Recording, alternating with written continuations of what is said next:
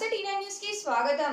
అభిలాష helping hands organisation నిర్వహించు 5వ వార్షికోత్సవం మరియు సావిత్రిబాయి పూలే జయంతి సందర్భంగా భూపతిపూర్ గ్రామానికి చెందిన నలువాల రాము సమాజ సేవను గుర్తించి సావిత్రిబాయి పూలే జాతీయ ఐకాన్ అవార్డును ఇటీవల రవీంద్ర భారతి హైదరాబాద్ నందు ప్రదానం చేశారు. రాము గ్రామీణ వైద్యునిగా, తెలంగాణ ఉద్యమ కళాకారునిగా పలు సేవా కార్యక్రమంలో మంచి గుర్తింపు తెచ్చుకొని ఎన్నో అవార్డులు సొంతం చేసుకుని జగిత్యాల జిల్లాలోని తనకంటూ ఒక మంచి గుర్తింపు పొందిన రాముని భూపతిపూర్ గ్రామ ప్రజలు అభినందించారు.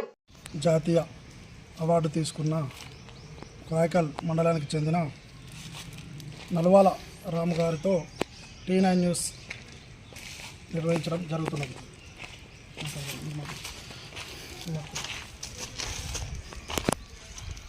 మొన్న మన 5వ వార్షికోత్సవ సందర్భంగా హైదరాబాద్లో జరిగినటువంటి సావిత్రిబాయి పూలే జాతీయ ఐకాన్ అవార్డుకు నేను ఎంపిక కావడం జరిగింది.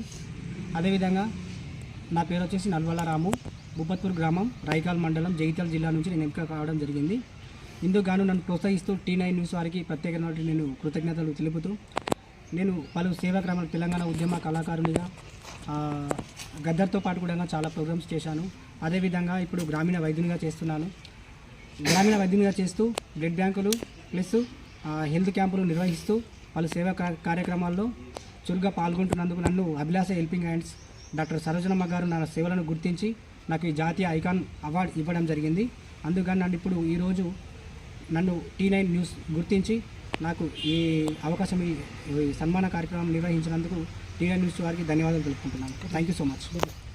జాతీయ అవార్డు తీసుకున్న కాయకల్ మండలానికి చెందిన నల్వాల రాము గారితో టీ9 న్యూస్ నిర్వహించడం జరుగుతున్నది.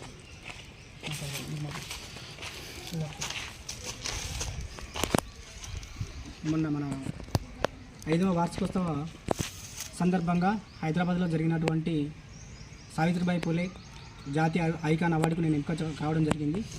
అదేవిధంగా నా పేరు వచ్చేసి నల్వాల రాము, భూపత్పూర్ గ్రామం, రాయికాల్ మండలం, జగిత్యాల జిల్లా నుంచి నేను ఎంపిక కావడం జరిగింది.